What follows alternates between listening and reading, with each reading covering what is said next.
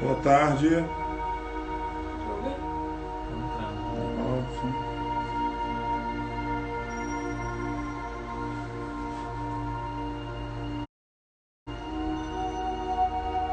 Reinaldo.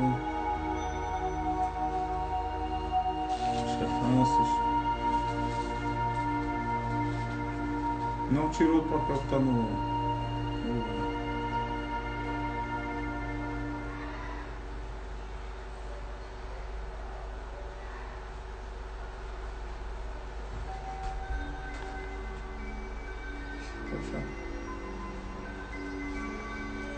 Volta no outro lá no início.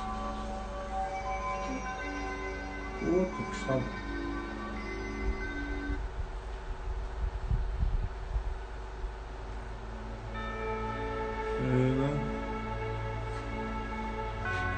Meu Pai abençoe, boa tarde, sejam todos bem-vindos. Maurienne, boa tarde, seja bem-vinda. Muito obrigado aí por lá. Então, boa tarde a todos, meu saravá fraterno a todos. Mais um encontro aqui na nossa sala virtual, nossa reunião. Primeiramente agradecendo a Deus e a todos os orixás essa oportunidade de estarmos aqui reunidos, no intuito de cada vez mais nos apurarmos, melhorarmos como pessoa, buscando sempre a evolução. Bom, hoje eu queria, essa live ela já estava preparada há algumas semanas, eu me organizei para poder fazê-la. Eu não gosto de fazer as coisas assim de improviso e supetão.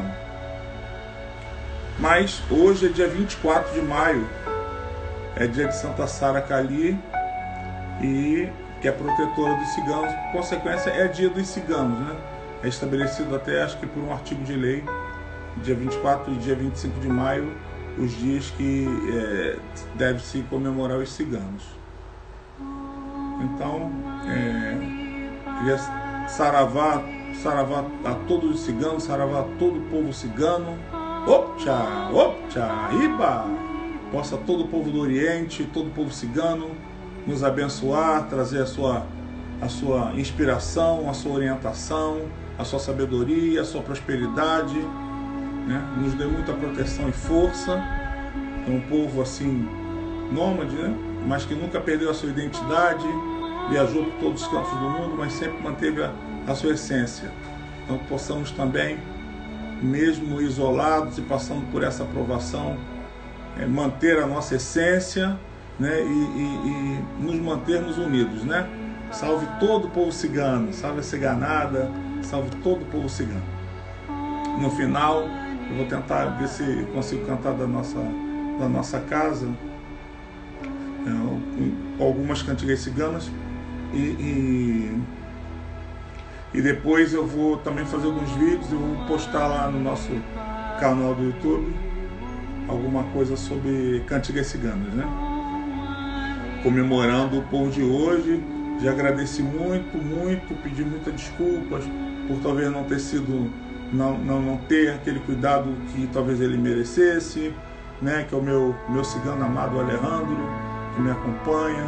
Então pedi muito a Abel Carrano, que dê a ele muita luz, muita força, e que ele continue tendo muita misericórdia de mim, sempre estando do meu lado, me amparando aí na trajetória. Se eu pudesse, fosse da minha escolha, ele incorporaria, mas quis o destino que ele me protegesse do astral, mas continuo aqui com a minha boa vontade. Tem uma vaguinha aqui na cabeça, se vier vai ser bem-vindo como todos os outros são.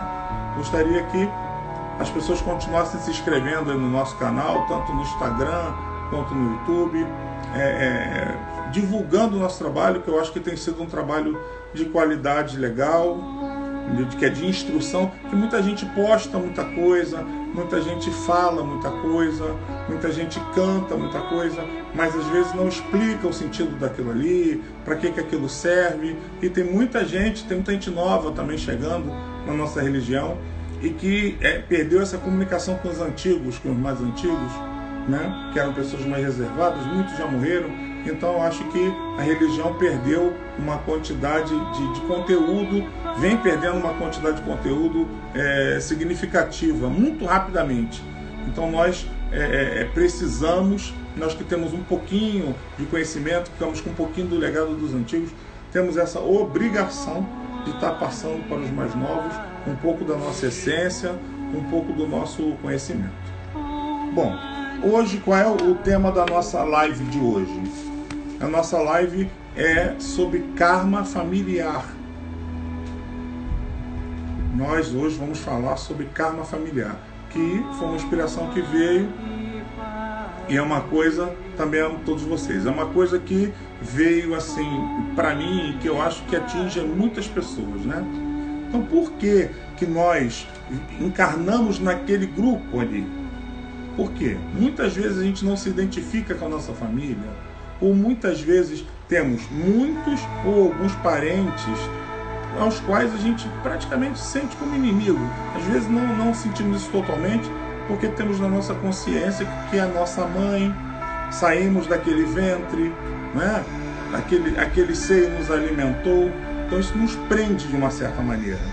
Mas não há harmonia, às vezes não há respeito, não é? A gente sente que às vezes não há carinho da outra pessoa para com a gente, e às vezes, algumas vezes, assim, uma coisa sem uma explicação.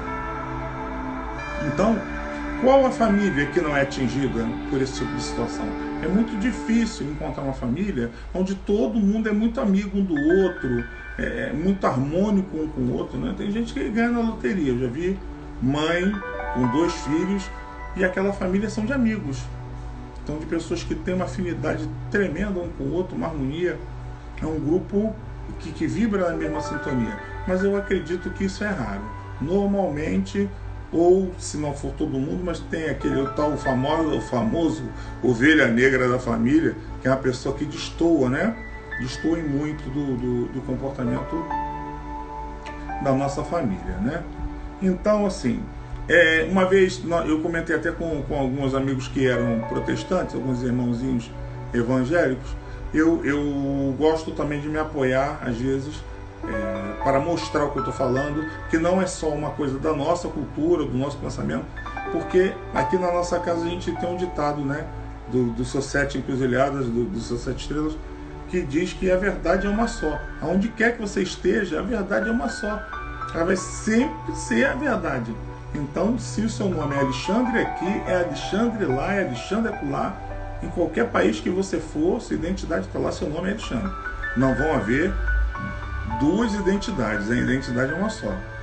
Então, a verdade é uma só. Então, essas verdades espirituais, elas estão contidas em todas as religiões que buscam a verdade. Certo? Então, assim, como referência, se alguém quiser depois estudar, né, a frase mais ou menos assim, os inimigos do homem serão os da sua própria família, da sua própria casa. Porque existe uma frase antiga que fala assim, Senhor, Senhor, aonde encontrarei os meus maiores inimigos? Dentro do seio da vossa família. E uma vez comentando com pessoas que eram protestantes, alguns não conheciam e eram estudiosos da Bíblia, não conheciam, aí gerou-se lá um grupo de estudo, para poder ver, né? Ver aonde é que estava isso na Bíblia, né? Em que parte da Bíblia que isso estava escrito e encontraram. Então eu tenho essas informações. Então em Miqueias 7, 5 e 6, versículos 5 e 6, tem uma referência sobre isso. Em Mateus 10, versículo 3 e 6 está lá. E 2 Timóteo 3, versículos 1 ao 6. Então, de novo, assim os inimigos dos homens serão os da sua própria família, da sua própria casa. Então vamos tocar no assunto que seria o karma familiar, né? Então, por que daquela pessoa ser o meu irmão e a gente não se dá? Por que a minha mãe, eu não me dou com a minha mãe? No fundo do meu íntimo, assim, eu sinto que eu não gosto da minha mãe. Porque é uma coisa muito difícil até de você aceitar. Pela educação ocidental que nós temos, né? Pela educação oriental, já existe aquela coisa da reencarnação. Então já existe mais ou menos a base do que pode ter acontecido. Mas dentro da educação ocidental católica que nós temos, que recusa a ideia de reencarnação, então por quê? Imagina a mãe que gera um filho e não se identifica e sente até um certo ódio daquela pessoa. Com quem que aquela pessoa vai desabafar aquilo? Para quem que ela vai contar? E a culpa que ela sente? Por que eu odeio essa pessoa? Entendeu? Então, quem tem mais ou menos uma base espírita, né? Nós podemos ter no passado ter sido desafetos, inimigos, né? Então, a espiritualidade, com o sentido de abrandar aquela situação, faz com que a gente reencarne junto, mãe e filho. Se você fazer uma brincadeira muito engraçada, que ele tem que vir como meu parente, né? Porque se ele viesse como meu vizinho, eu mudava de casa. Então, realmente, você pode até se afastar da sua mãe, mas quando você olhar no espelho, tem alguma característica dela. Você sabe que você é filho dela. Não tem como desvincular isso, né? Você é a cara do teu pai. Você pode odiar o teu pai pode te odiar. Mas quando a gente olha, lá está a cara do teu pai, em você. As características, a voz, a maneira de agir. Então, nós somos vinculados àquela pessoa, né? Então, a espiritualidade, ela nos une para ver se há o perdão. E às vezes nós somos pessoas, somos criaturas tão embrutecidas, sentimento negativo é tão arraigado na gente, que aquela coisa, aquela contenda prossegue além de uma encarnação. A gente reencarna e reencarna com mágoa e com ressentimento daquela pessoa. Então, dentro desse conceito, ele pode haver o karma familiar. Existem coisas que vêm pela hereditariedade, não é? Existem a famosa da maldição familiar, né? O avô era alcoólatra, o pai alcoólatra, né? O filho alcoólatra e o neto alcoólatra. Será que isso é uma coincidência? Existe coincidência para nós que somos espíritas? Não existe algum tipo de herança, algum tipo de coisa que vem? Será que são espíritos que faziam aquilo em outra encarnação e reencarnaram? Esse grupo reencarnou junto, continuando com esse mesmo mau hábito? Mas é algo que os une, né? Que os liga. Então, a religiosidade, ela nos ajuda a entender isso e a podermos, de alguma maneira, abrandar os danos que isso causa. Porque só pela materialidade fica difícil, né? Tem gente que, às vezes, vai ao grau da regressão. Mas a regressão, para mim, é uma coisa muito delicada. Ela só pode acontecer quando há uma recomendação para isso. E, às vezes, é uma coisa tão gritante, está prejudicando tanto, que automaticamente a espiritualidade faz essa regressão sem nenhum tipo de assistência de profissional ou técnico ou algo semelhante. A gente dorme e sonha com uma coisa que aconteceu, que fez com que a gente fosse, que vivesse, se levado a viver esse tipo de problema. Então, quando nós encarnamos, tomamos determinadas atitudes, desencarnamos, mostramos que queremos reencarnar e nos evoluir, a espiritualidade concede, imagine isso, ao benefício do esquecimento. Então, quando a gente é preparado para reencarnar, é apagada a nossa memória, né, recente, é apagada a nossa memória daquilo que fica impregnado nos chakras, toda a nossa sabedoria. Então, é retirado da nossa memória aquilo que nós fizemos. Até porque imagina se eu me lembro eu matando uma criança. Imagina se eu me lembro eu sendo um estuprador. Então ia ser algo que ia me constranger por demais. E talvez eu ficasse doente com aquela culpa. Então Deus me deu o benefício do esquecimento. Tem gente que fala de regressão como se fosse uma curiosidade, uma coisa engraçada. E não é. É uma coisa muito séria. E é uma coisa só mesmo para uma necessidade muito grande, que aquilo está te atrapalhando demais. A pessoa morreu sufocada, afogada, asfixiada, tem uma claustrofobia muito grande, precisa trabalhar no elevador, precisa estar num ambiente fechado. Então faz a regressão o operador vai lá naquele ponto lá, pum, anula aquilo, mas não cura você de doença nenhuma, somente ele faz com que aquela lembrança ela fique mais, como é que se diz? Ela fique apagada, para você ter uma vida e aqueles efeitos não atingirem o teu organismo, só isso. Mas não é uma coisa para você usar por curiosidade. Eu queria saber o que eu fui na outra vida. Deixa isso quieto. Se Deus nos deu o benefício do esquecimento, a gente não tem que se meter na área de Deus, né? Então, depois a gente vai recolher as perguntas e depois eu vou responder as perguntas que já estão surgindo. Então, os verdadeiros inimigos da família estão na própria família. Então, essa declaração existe. Então, isso. Em virtude de os inimigos espirituais, coisas sérias que aconteceram, eles encarnam com a gente para que a gente consiga resolver esse tipo de problema, saldar essas dívidas. Ninguém fica... Pai João fala que o ódio e o amor vinculam. Se você tem um ódio de alguém, você está vinculado a essa pessoa. É como se você tivesse uma promissória, essa pessoa vai ter que voltar na tua vida para pagar. Então a gente vai, minha mãe me maltratou, meu pai me maltratou, meu irmão, perdoa. Perdoa. Vai banhando o teu coração, procure ver o que é o mantra do perdão, oração do perdão, da Seishonoye, mantra do perdão do Ho'oponopono, escolher recursos, imaginar a pessoa banhada por uma luz dourada e todo dia você falar, eu te perdoo, mesmo que aquilo não saia bem o primeiro dia, o segundo dia, mas ir se libertando desse vínculo, porque desencarnou, aquele irmão vai ter que voltar em você para se libertar, ou vai voltar te perseguindo como obsessor, ou arrependido como obsessor, ou reencarnado na tua vida cheio de sequelas, e você, de qualquer maneira, você vai estar preso ali, né? Aquela situação sofrida sem uma necessidade. Bom, o primeiro desafio do filho de Umbanda, que veste o branco de Pai Oxalá, é o perdão, a reconciliação e a caridade dentro da sua própria família, pois nós não podemos dar o que não temos, somos exemplo. Então, nós botamos o branco, né? E vamos para o terreiro para servir ao nosso próximo. E muitas vezes a gente está com um problema dentro de casa e a gente passa por cima disso, não quer saber, intransigente. Então não tem como você ser bonzinho no terreiro e ser uma pessoa severa dentro de casa. Então, na realidade, a gente está agindo com uma determinada hipocrisia, né? Estamos sendo hipócritas.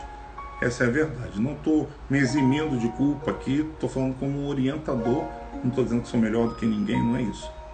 É a verdade nua e crua. E os orixás, e o fato de você se converter a Umbanda, é você seguir os ensinamentos e ir se transformando numa pessoa melhor. Né? Eu fico bem aborrecido com essa história de eu era macumbeiro, agora fui para a igreja e virei santo. Não. Se você quer melhorar, você melhora onde você está. Você melhora dentro da sua religião. Né? Não adianta você trocar de montaria, que não vai fazer de você o melhor cavaleiro. Porque o bom cavaleiro, ele monta no burro, monta no jegue, monta no cavalo e vai caminhar. Então quem faz. Mudei. Não, muita gente se esconde, muita gente quer como se enterrar uma coisa porque usou aquele instrumento de uma maneira ruim, aí vai para outro lugar, pegou outro instrumento e se tornou uma pessoa boa. Isso acontece. Né? Então estamos na Umbanda, vamos procurar ser pessoas melhores, dignos do perdão dos orixás, né? Dignos de estar trabalhando com eles, das bênçãos do nosso Pai Oxalá. Ser de Umbanda em casa é mais difícil do que fora de casa? Eu acho que sim, né? Tudo que lida demais com a nossa emoção pessoal é muito complicado de resolver. Precisamos cuidar para que as nossas ações e reações sejam as mesmas com os de casa e com os de fora. Isso é desafiador. Então é a proposta da Umbanda e a proposta dos nossos orixás e das nossas entidades. Depois falo para as pessoas fazerem perguntas mais tarde, que eu não vou gravar as perguntas que estão sendo feitas agora, ou então vocês vão anotando aí para depois ou então as pessoas fazem mais tarde, ou vocês depois me repassam, tá? Quais são os inimigos da nossa família? é o materialismo. Né? Não seja inimigo da sua família por causa de bens materiais. Isso é um ponto muito comum, né? Muito comum. É uma coisa até meio vergonhosa, né? O pai está vivo, a mãe está viva, tem bens, todo mundo está legal, todo mundo é bacana, todo mundo se ama, todos são irmãos. O chefe da família morreu, meu irmão, acabou, né? Como dizia o Paulinho da Viola, dinheiro na mão é vendaval, irmão desconhece irmão. Né? Então, um dos temas de inimizade familiar é o materialismo. Né? As pessoas são muito apegadas a dinheiro, aos bens materiais, e um quer ter mais do que o outro e avança em cima do irmão, e a gente já viu até casos de matar o parente para poder herdar isso, herdar aquilo. 2. Ativismo. Não deixe que o tempo te faça inimigo da sua própria família. Quer dizer, vou voltar ao tema, não, desculpe. As pessoas casam querendo ter bens materiais. Às vezes a casa é tão grande que um membro nem vê o outro. Dar tudo aos filhos não significa uma boa criação. Isso falando de materialismo, né? E às vezes a pessoa, todo presente, bom, dá ao filho e não desenvolve nele, a condição de lutar para ter aquele bem. Então a gente cria uma pessoa acomodada, né? Que aprendeu a ter o peixe, mas nunca aprendeu a pescar. Muitos pais gastam seu tempo longe dos seus filhos trabalhando para lhes dar o melhor e depois perdem seus filhos para o mundo. Então tem gente que acha que criar filho bem é ter geladeira cheia, é dar uma roupa bonita, é dar o dinheiro para ele, mas não dá o tempo e a atenção, não dá o carinho, né? Não dá o mais precioso. E aí entra aquelas histórias que de vez em quando aparecem por aí, de baleia azul, de Momo, e tudo onde a criança está deprimida, aí boneco se ensinando a se enforcar. Mas aonde existe a brecha que isso entra no nosso filho? Na brecha da falta de atenção. Onde foi que a gente não viu que o nosso filho está deprimido? Onde foi que a gente não viu que o nosso filho está dentro do quarto, mexendo no celular direto, né? Direto e não nos dá atenção, não fala com ninguém? O que ele está falando? Em que mundo que ele está vivendo? Então a gente tem que se preocupar. A gente tem que dar atenção. Não é só dar o bem material. Quando os valores materiais estão em primeiro lugar na família, então, as pessoas se tornam inimigas uma das outras. Muitos irmãos se tornam inimigos por causa de uma divisão de herança ou de sociedade. Então, o materialismo aí como um elemento destoador da família e que às vezes gera esse tipo de problema. 2. O ativismo. Não deixe que o tempo te faça inimigo de sua própria família. O tempo corrido, as pessoas não têm tempo de conversar, de se reparar, de olhar nos olhos. Quando fazem, então, estão fazendo outras coisas, né? Então, esse evento do celular, ele trouxe muito isso. Ele trouxe uma distância, mesmo pessoas estando uma do lado da outra, né? Tem casos aí que são relatados de filhos e mães e pais que se comunicam por celular dentro da própria casa. Comunicação através de celulares e internet não supre o contato físico, porque você não sente a emoção, não vê nos olhos do seu filho a tristeza, o distanciamento, que está acontecendo alguma coisa. Somente o contato físico é essa troca de energia, de você saber. Não há entonação num texto escrito. Ainda mais um jovem que abrevia tudo, você não sente a emoção ali. Agora, quando você está perto da pessoa e você olha para a pessoa, você sente o que está acontecendo. Precisamos de um tempo para cada coisa e não deixar o tempo envelhecer os relacionamentos. Às vezes é necessário parar tudo para dar atenção a quem amamos. Então isso é muito importante, até mesmo no relacionamento sexual, né? Tem gente que quer namorar, quer, mas nem olha para aquela pessoa ali, vê que a pessoa não está num bom dia, né? Às vezes chegou do serviço, estava diferente, aconteceu alguma coisa, está com o coração partido.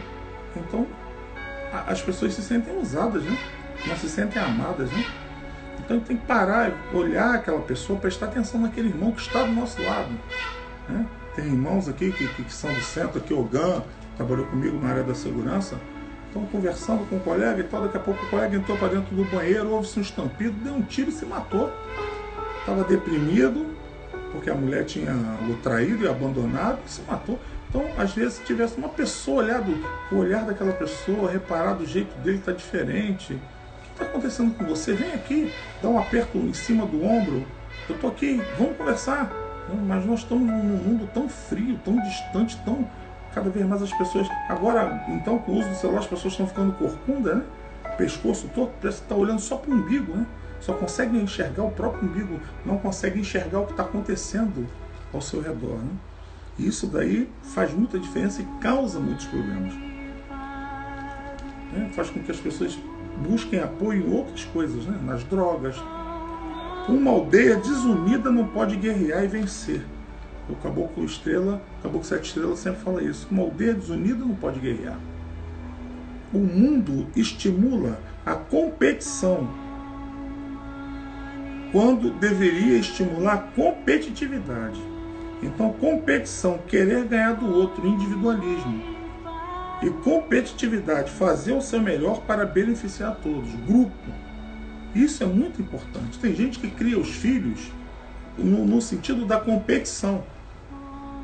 E aí acaba um filho com inveja do outro, né? Fulano sempre me ganhou, às vezes é melhor numa área. Fulano sempre me ganhou, sempre foi superior, meu pai sempre tratou ele melhor. Não, a gente tem que estimular a competitividade, porque o mundo exige isso. O mundo hoje é competitivo. Mas a competitividade não é odiar o teu oponente, ele não é teu inimigo. Ele não é para ser odiado. Ele está competindo com você porque ele também precisa do sol. Né? Mas com respeito, com lealdade, com honestidade. Né? Mas isso não pode acontecer dentro de casa. Uma família unida vence qualquer dificuldade. Cada um deve saber o seu papel na família. Todos são necessários. Todos são importantes. Um deve lutar pelo outro. Quando um defende o outro e sabe que não está sozinho, tudo se torna mais fácil. Você é competidor ou você é competitivo? Competitividade, trabalho em equipe, bom trabalho de todos. Cada um tem o seu papel trabalhando em equipe. Extrai o máximo de cada um. Precisamos estimular equilíbrio, cooperação e trabalho em equipe. Karma familiar. Muito de nós, naturalmente, não se dão bem com os pais e às vezes isso tem a ver com os laços energéticos ligados a experiências passadas. Então, através da nossa religião, através da nossa doutrina, né, da orientação dos bons guias, nós podemos superar essas coisas e, na realidade, assim, nos tornarmos melhor. Né? Então, por hoje o assunto é esse. Tem coisas que não tem como a gente aprofundar por demais, né? Mas espero que tenha sido de elucidativo, né? E agora vamos para as perguntas. Vamos lá, Lucas, as perguntas.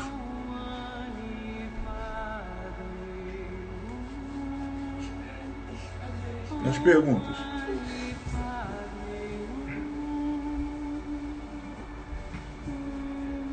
Quem quiser fazer as perguntas agora, pode fazer, né? E daqui a pouco nós vamos... depois no final, vamos encerrar com algumas cantiguinhas ciganas. Qual foi as perguntas que a Amanda fez e que o Robinho fez? Fizeram? Vou procurar aqui. É porque o Instagram ainda não apareceu. Eu pedi para você escrever. Tem você e o Lucas aí.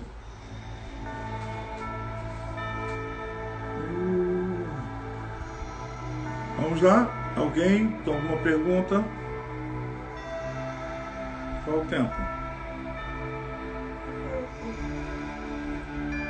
Qual o tempo? Quantos minutos tem? Tem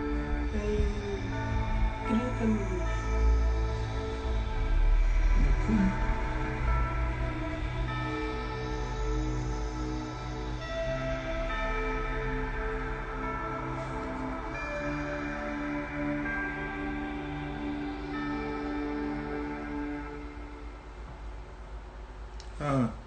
toquei no assunto, a Sheila está falando que eu esclareci bastante. O Senhor falou das pessoas da minha família com os mesmos vícios, o que fazer para acabar.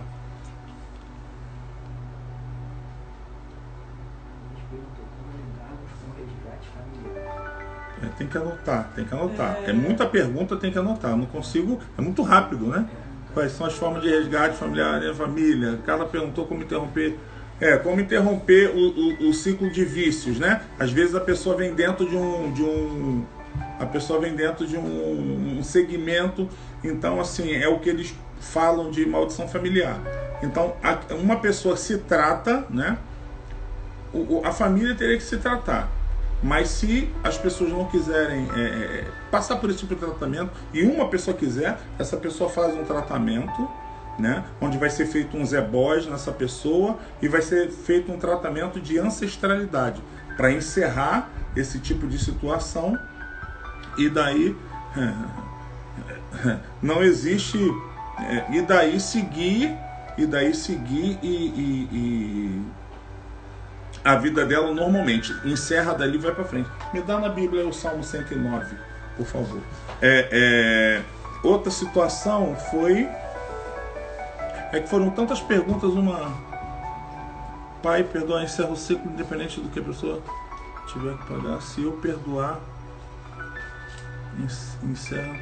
Não, se você perdoar aquela pessoa, você se desconecta da maldade que ele fez para você. A dívida que ele construiu contigo, essa dívida não vai existir pro plano astral. Ele vai pagar o que ele fez, mas não vai ter que vir e pagar com você ou pagar para você. Meu pai abençoe, Renato, seja bem-vindo. Eu vou ler aqui para vocês um salmo, tá? Vou ler aqui um salmo que fala de maldição familiar e de hereditariedade. Ó Deus do meu louvor, não te cales. O salmo é onde o homem fala com Deus. Na Bíblia, normalmente, Deus fala com o homem. E na parte dos salmos, o homem se reporta a Deus.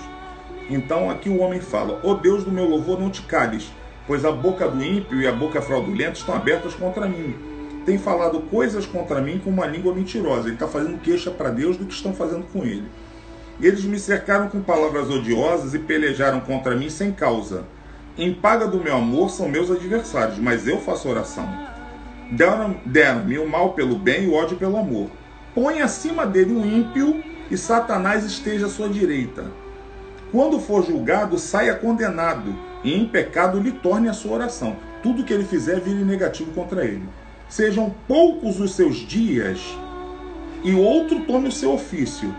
Sejam órfãos os seus filhos, e viúva a sua mulher. Quer dizer, está pedindo que ele morra. Sejam vagabundos e mendigos os seus filhos, e busquem o pão longe das suas habitações assoladas. Quer dizer, a praga estava na pessoa, já foi para os filhos, segunda geração. Lance o credor mão de tudo quanto tenha, e despojem-no, os estranhos do seu trabalho. Não haja ninguém que se compadeça dele, nem haja quem favoreça os seus órfãos. De novo foi nos filhos. Desapareça a sua posteridade, o seu nome seja apagado na seguinte geração. Quer dizer, toda a sua descendência seja apagada da face da terra. Esteja na memória do Senhor a iniquidade dos seus pais, e não se apague o pecado da sua mãe. Já está falando da outra geração. Antes estejam sempre perante o Senhor, para que se faça desaparecer a sua memória da terra. Porquanto, se não lembrou de usar de misericórdia antes, perseguiu o varão aflito e o necessitado, como também o quebrantado de coração para o matar. Visto que amou a maldição, ela lhe sobrevenha, e pois que não desejou a bênção, ela se afaste dele. Assim como se vestiu de maldição como um vestido, assim penetre ela nas suas entranhas como água em seus ossos como azeite. Seja para ele como vestido que o cobre e como cinto que o cinja sempre. Então, você vê, é um salmo. Esse salmo fala de pragas hereditárias, né? Fala de pragas hereditárias. Então, ele rogou uma praga nas gerações posteriores. Então, vai-te embora. O que acontece? Só se tira com oração, só se tira o que é posto com oração. Então, essa pessoa vai ter que tomar um ebó, né, de hereditariedade, de ancestralidade, encerrar esse ciclo, cuidar da família. Caso a família não queira, ele cuida dele, encerra essa energia ali e com as suas atitudes que o vincularam ao seu grupo familiar, com a sua mudança de atitude, com a reforma íntima, ele sai da sintonia do grupo familiar e com a áurea limpa ele segue o caminho. A gente faz uma coisa que queima esse laço que liga ele aos ancestrais e essa negatividade não passa mais para ele nem para os seus descendentes. Espero ter explicado. Tem uma pergunta enorme que fizeram aí, eu não consigo. Às vezes, inimigos estando na família, não conseguindo resolver as diferenças, voltaremos sempre como família até resolver, ou poderemos vir ainda inimigos, mas fora da família? Provavelmente continuaram vindo na família. E as coisas vão apertando, né?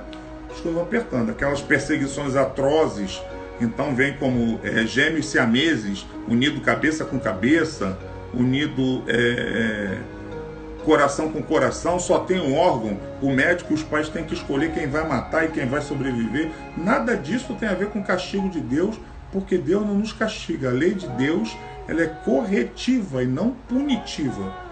Isso aí tem a ver com atitudes, entendeu, seríssimas, um corpo com duas cabeças, gente que não respeita a individualidade do outro, oprime o outro. Então, vocês são obsessivos um com o outro, não respeitam, então vão encarnar no mesmo corpo.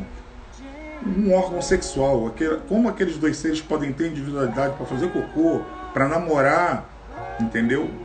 Sem total privacidade uma vida inteira. Então, nada dessas coisas que acontecem.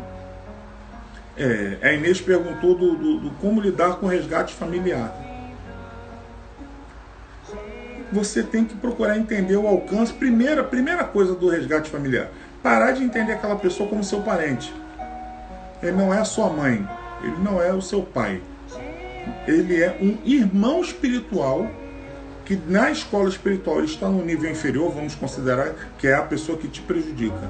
Está no nível inferior ao seu, a gente está no científico, que não existe mais científico, a gente está no segundo ano do segundo grau e ele está na primeira série primária. Então energizar, jogar energia de crescimento para ele, que ele possa evoluir, oração, para que a gente saia dessa sintonia, né? E não ficar alimentando vínculo de ódio, vínculo de mágoa, porque isso não vai te ajudar. Isso vai piorar. Ele é um cara ignorante, aquilo que o Sete fala. Se um cavalo, você passou na rua, o cavalo te dá um coice, se você dá um coice no cavalo, você não é melhor do que ele, você está no mesmo nível de cavalo, são dois cavalos. Então é tomar atitudes que ajudem ele a evoluir, que pede a Deus que desperte a consciência espiritual dessa pessoa. Isso é um fato importante na sua oração. Despertar a consciência espiritual dessa pessoa, que ele evolua, irradia bons fluidos nessa pessoa e cuida da sua vida. Entendeu? Porque se você ficar ali naquele embate, você se vincula e dali você não sai. Ok? A lei de Deus é corretiva. Corretiva, jamais punitiva. Alguma pergunta? Alguém que ficou com algum tipo de dúvida? Quantos minutos faltam?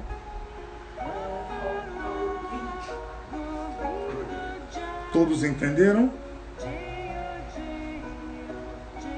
É uma coisa, é um assunto muito delicado, né? Um assunto muito delicado mesmo. Nós temos uma pessoa aqui, eu não vou falar o nome dessa pessoa, mas nós temos um irmãozinho aqui que ele tem algumas irmãs, eu acho que 4 irmãs. As 4 irmãs são viúvas. Todas elas casaram com pessoas, tiveram algum tipo de problema, e todas elas são viúvas. Entendeu? Será que é uma coincidência isso? Será que é uma coincidência? E vieram na mesma família e todas passam pelo mesmo tipo de problema. Entendeu? Então a gente tem que ver o que aconteceu aí, o que houve, por que a consequência é essa e o que nós podemos agir para cessar essa consequência e vir um outro tipo de ação em cadeia. Né? Seria mais ou menos isso, para que essas pessoas venham a ser felizes, né? Então, infelizmente, o nosso povo, ele é de uma educação, nós fomos educados no catolicismo e não temos muita noção das leis espirituais. Né? Mas isso faz muita diferença na nossa vida. Muita diferença mesmo. Tá? Pega lá o tamborzinho, os dois. Pega o tambor.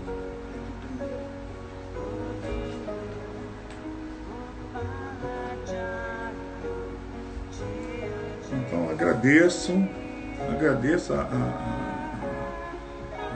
até agora o retorno que estão me dando é que todo mundo entendeu o que eu quis dizer, né? Todo mundo entendeu. Pai, tem um irmão que não me deu bem, né? Não estou funcionando. O que eu faço para mudar essa situação, pois já está atingindo minha mãe. É aquilo que eu falei. É procurar entender esse irmão dentro do alcance que ele tem, né? Porque a gente não muda, para mudar a gente é difícil, não vai mudar essa pessoa, né? Então é procurar viver com essa pessoa dentro do respeito, né? Se for possível, e sempre nas suas orações, quando for para o terreiro, ou quando for dentro do seu hangar, que vai colocar e quando vai colocar uma canjica para Oxalá, coloque o nome dessa pessoa, irradie, peça os guias para irradiar paz, harmonia, união, né? Depois eu vou ensinar uma coisa também, onde a gente coloca a canjica do Oxalá no meio, a vela do nosso anjo guarda de um lado, a vela de anjo guarda da pessoa do outro, e a gente bate a cabeça e pede para o plano astral para ver uma harmonia, uma reunião espiritual, para que haja harmonia, né? Os nossos mentores lá irradiarem de lá para cá a harmonia. A Amanda está perguntando quando os pais somem no mundo. Quando os pais somem e nos abandonaram. Provavelmente quando a gente teve filhos, a gente abandonou eles também. Então a gente só vai entender essa dor sentindo ela na nossa carne, né? Então provavelmente, às vezes até na outra encarnação, você foi pai deles e os abandonou. Então passou por esse tipo de coração, de situação, problemas que aconteceram. E, lógico, e durante a vida encontramos outros pais, porque a lei de Deus é misericordiosa. Então ela solicita que outros espíritos venham, né? Que outros espíritos venham para poder nos amparar. A outra coisa, eu tenho um filho que ele é rebelde, é todo torto, faz um monte de besteira, é mal criado. Tá. Por que ele veio na minha família? É castigo? Por que eu tenho um filho com problemas psicológicos excepcional, que agora não se fala mais isso, né? Resultado, muitas vezes Deus fala assim, aquele pai e aquela mãe, eles têm o conteúdo que eu preciso para poder fazer com que essa pessoa melhore. Então, às vezes, não tem nada a ver com castigo, nem com karma. Às vezes é somente uma missão de Deus para que você doe o que você tem para aquela pessoa. Você imagina uma pessoa ignorante e rebelde. Se ele já é assim, cai na família de dois rebeldes e ignorantes, está ferrado. Ele não vai absorver conteúdo nenhum. Então, o Papai do Céu pega e nos dá essa missão, nos pede salvor, porque na realidade nós não somos pais de ninguém. O pai verdadeiro é Deus. Os filhos estão emprestados para a gente. A qualquer momento podem voltar para o reino espiritual e são do mundo. Nós queremos os filhos e eles vão para o mundo. Então é importante que a gente se doe, forneça educação, um bom caráter, né? Exemplos positivos, para ele fazer a escolha dele, o livre-arbítrio dele, e ver o que ele vai fazer para viver a vida dele. Nós, pais, só podemos fazer isso. Tá? Então, se você tem um filho que está num caminho desviado, num caminho torto, por que ele é seu filho? Porque você tem condições de ajudá-lo. Se ele não quiser aceitar essa ajuda, é livre-arbítrio dele, você não tem culpa disso. Mas ele veio na sua mão para que você possa ajudá-lo.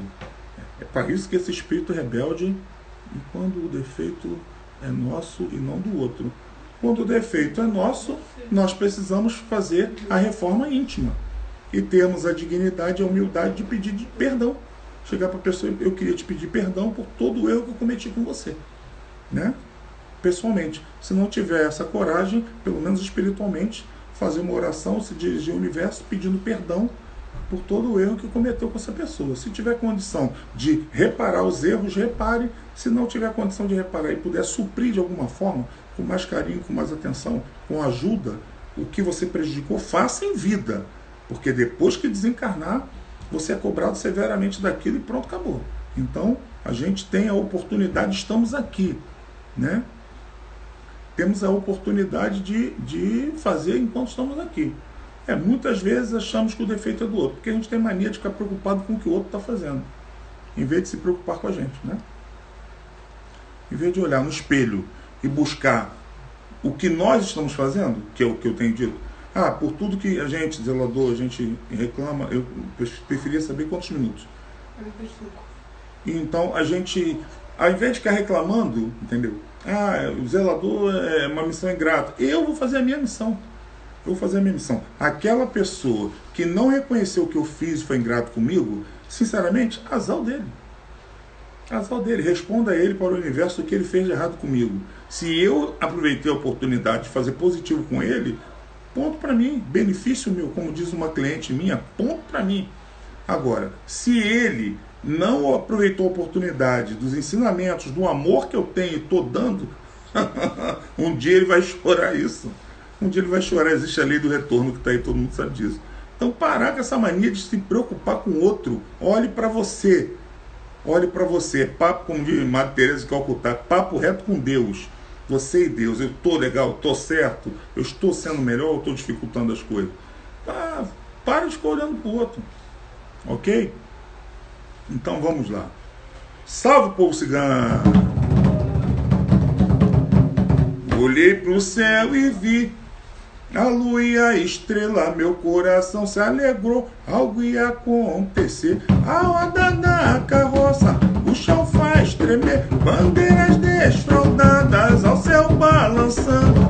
Eu não me engano, é o povo cigano.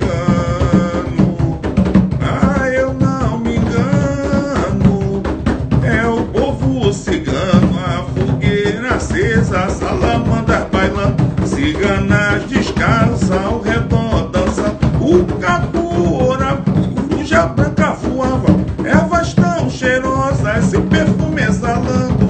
Eu não me engano, é o povo cigano. Arriba!